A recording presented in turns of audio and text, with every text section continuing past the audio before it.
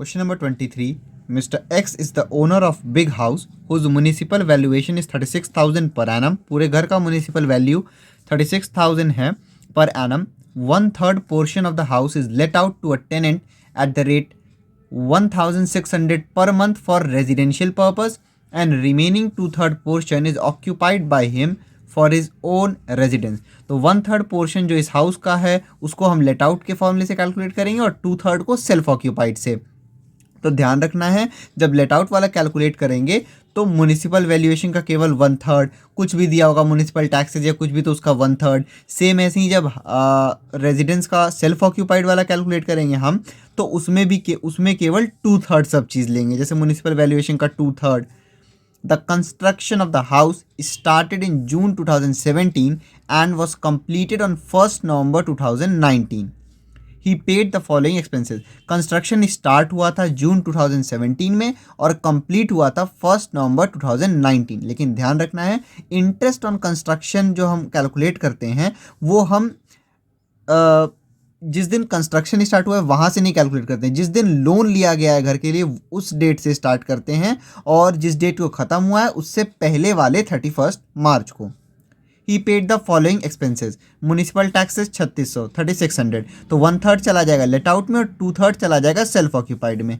Insurance premium हम नहीं लेते हैं हाउस प्रॉपर्टी में. Property tax to state government नहीं लेते हैं हाउस प्रॉपर्टी में. Mister X had taken a loan of ₹50,000 on 1st July 2017 for the construction of the house. The loan has not yet been paid back and interest at the rate 12% per annum is payable on it. Loan लिया है mister x ने 50,000 का और वो loan लिया है 1 जुलाई 2017 को और कुछ भी लोन पे नहीं हुआ है बैक तो पूरे 50 इंटरेस्ट ऑन प्रीवियस ईयर में 50,000 का 12% निकालेंगे. लेकिन ध्यान रखना है लेट आउट केवल 1/3 तो इंटरेस्ट ऑन लोन का 1/3 जाएगा लेट आउट में और 2/3 जाएगा सेल्फ ऑक्यूपाइड में. और इंटरेस्ट ऑन कंस्ट्रक्शन जो है इस डेट से स्टार्ट होगा जब हम कैलकुलेशन करेंगे 1 जुलाई 2017 से. During the previous year he received ₹5,000 from an old tenant as an arrears of rent. This amount was allowed as a deduction in the past year as unrealised rent.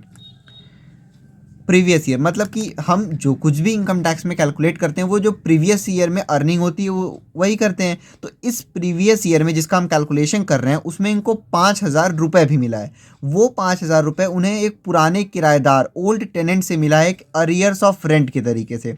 Arrears मतलब जो rent इनको पहले मिल जाना चाहिए था वो अब मिला. और आगे ये भी बताया है कि यही रेंट डिडक्शन की तरह अलाउ हो चुका था अनरियलाइज रेंट में. जब हम फॉर्मेट बनाते हैं तो ग्रॉस एनुअल वैल्यू में से 3 चीज़ लेस करते हैं. पहला हम लेस करते हैं म्यूनिसिपल टैक्स, दूसरा वैकेंसी, तीसरा अनरियलाइज रेंट. तो जो अनरियलाइज रेंट होता है वो हम लेस कर देते हैं.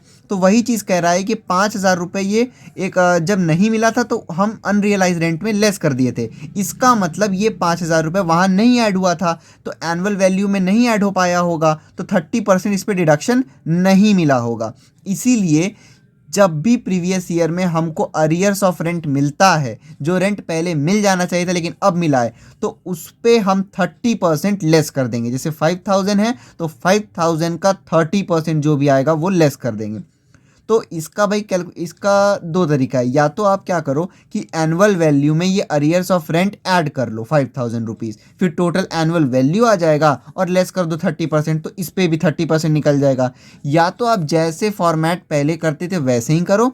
लास्ट में जो इनकम फ्रॉम हाउस प्रॉपर्टी आएगा उसके बाद आप फिर लिखो अरियर्स ऑफ रेंट 5,000 और 5,000 का 30% आप लेस कर दो और फिर उसको जो भी आ रहा है 5,000 में से उस 30% को लेस करके आउटर कॉलम में लिखो और इनकम फ्रॉम हाउस प्रॉपर्टी में ऐड कर दो.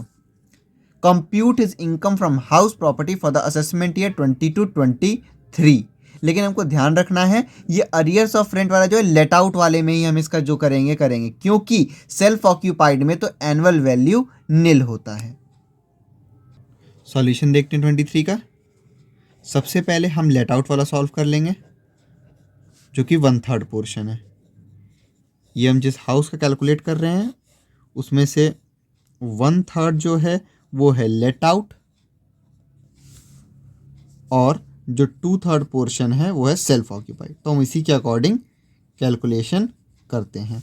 सबसे पहले हम फॉर्मेट बनाएंगे, computation of income from house property. Standard rent question में नहीं गिवन है, यानी कि नॉट कवर्ड वाले फॉर्मूले से कैलकुलेट करेंगे। तो म्युनिसिपल वैल्यू, एक्चुअल रेंट और fair rent.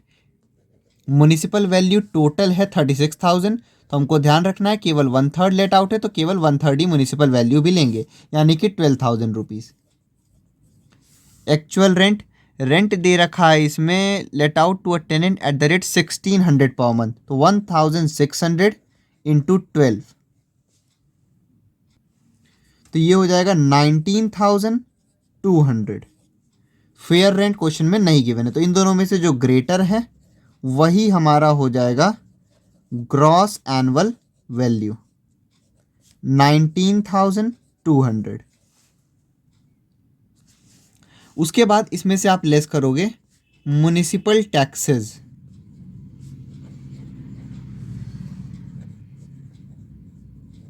Paid by owner. तो म्युनिसिपल टैक्सेस बोला गया 3600, तो इसका भी केवल 1/3 लेंगे। 3600 का 1/3, ये आ जाएगा 1200 रुपीज़, 1200। उसके बाद लेते हैं हम वैकेंसी, और थर्ड पॉइंट में लेते हैं अनरियलाइज्ड रेंट। वैकेंसी और अनरियलाइज्ड रेंट दोनों ही नहीं गिवन है यहाँ पे, ऐसा कुछ नहीं। फिर उसका सीधे ये 1200 ही लेस कर देंगे 19,200 में से, ये आ जाएगा 18,000 रुपीज़। ये हो गया एनुअल वैल्यू। अब यहाँ पे जो अरियर्स ऑफ रेंट दिया है, या तो हम यहीं ऐड कर लें, ऐड अरियर्स ऑफ रेंट करके, और फिर उस पूरे पे 30% निकाल दे, ताकि उस 5,000 पे भी, क्योंकि उस समय मिला होता तो 30% निकलता, उस समय नहीं मिला, अभी मिला है तो उस पर 30% निकलना है। या तो हम लास्ट में निकालें, तो हम लास्ट में कर लेते हैं, अपना इस क्वेश्चन को पुराने फॉर्मेट से ही सॉल्व कर लेते हैं ताकि कन्फ्यूजन ना हो। तो एनुअल वैल्यू आ गया 18,000। उसके बाद आप इसमें लेस करते हैं डिडक्शंस,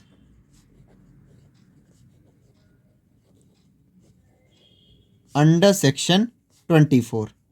भाई पहला डिडक्शन 30% ऑफ एनुअल वैल्यू, यानी कि एनुअल वैल्यू हमारा 18,000, तो 30% ऑफ 18,000 रुपीज़, जो कि आ जाएगा 5,400 रुपीज़।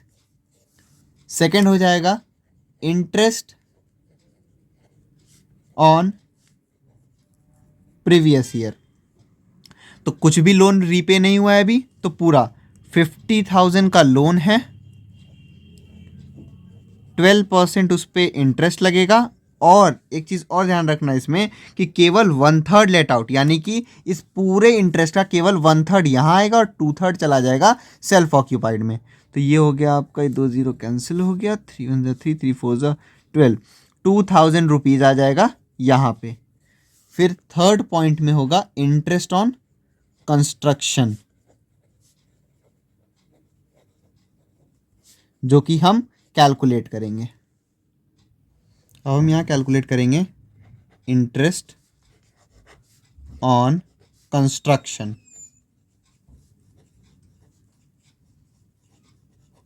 तो भाई ये उस डेट से स्टार्ट होगा जहाँ पे लोन लिया गया है, 1 जुलाई 2017 को लोन लिया गया है, और वहाँ तक हम जाएंगे जिस डेट को कंस्ट्रक्शन कंप्लीट हुआ उससे पहले वाले 31 मार्च। तो 1 जुलाई 2017 वाला ईयर क्लोज होगा 31 मार्च 2018 को। फिर ये वाला ईयर स्टार्ट होगा 1 अप्रैल 2018 से, और ये एंड होगा 31 मार्च 2019 में।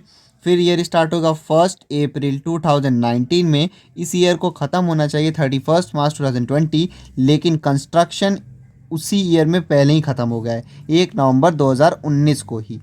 तो हम इससे जस्ट पहले वाला 31 मार्च लेते हैं, यानी कि 31 मार्च 2019 तक लेंगे, तो इस ईयर को कंसिडर नहीं करेंगे। 50,000 का लोन है, 12% का इंटरेस्ट है, और कितने महीने इस बीच में हैं ये देख लेते हैं। तो जुलाई, अगस्त, सितंबर, अक्टूबर, नवंबर, दिसंबर, जनवरी, फरवरी, मार्च, 9 मंथ्स। तो ये 12 कैंसिल हो जाएगा और ये आ जाएगा आपका 4,500।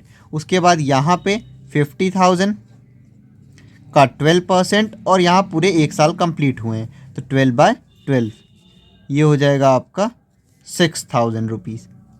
इस ईयर में कंसिडर ही नहीं करना हमको, इन दोनों को ऐड कर देंगे। 10,500 जो है वो आ गया टोटल इंटरेस्ट। उसके बाद interest on construction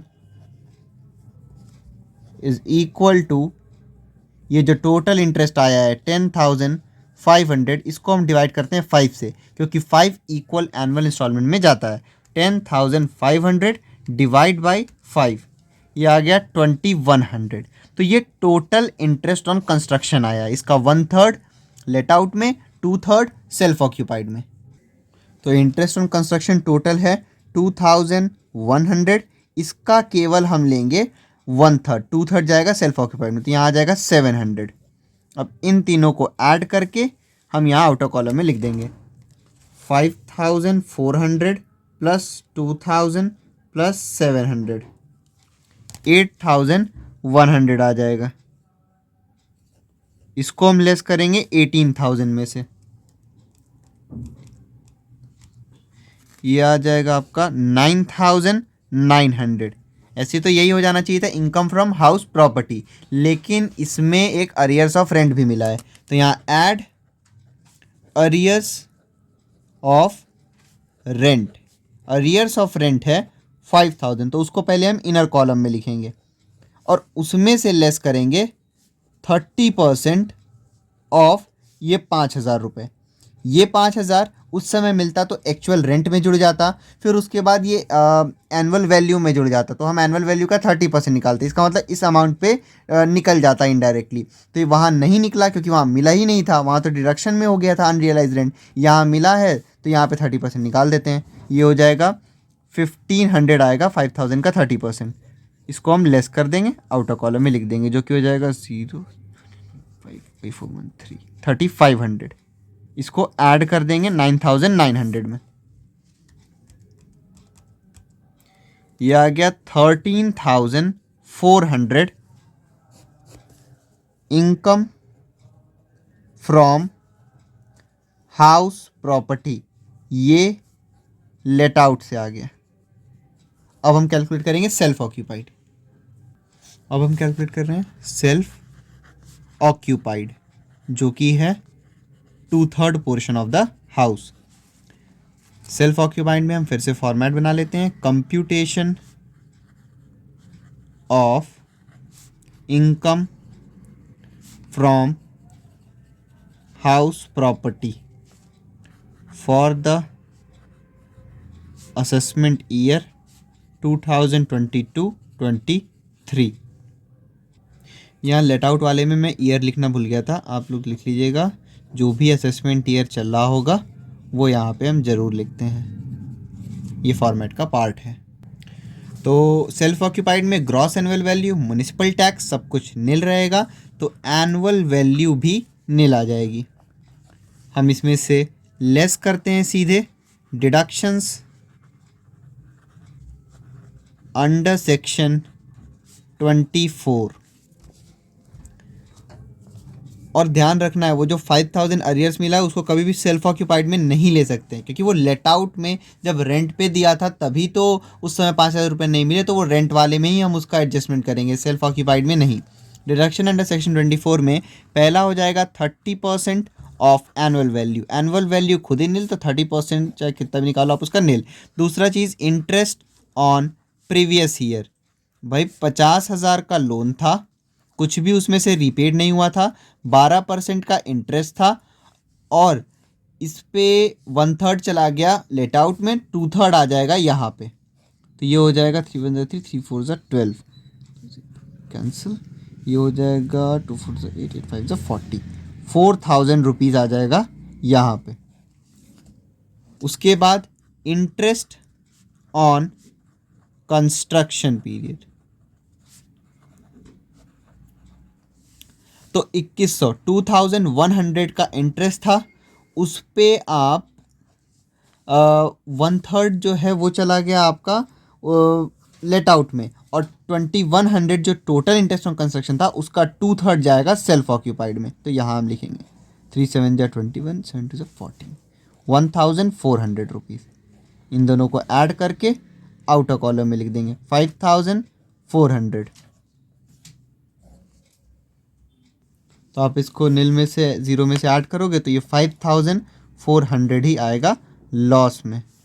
loss minus में है इसलिए loss from house property.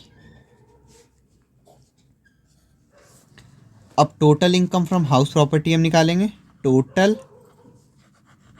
Income from house property let out से आया है 13,400 का इनकम, और सेल्फ ऑक्यूपाइड से हुआ है 5,400 रुपीज़ का लॉस।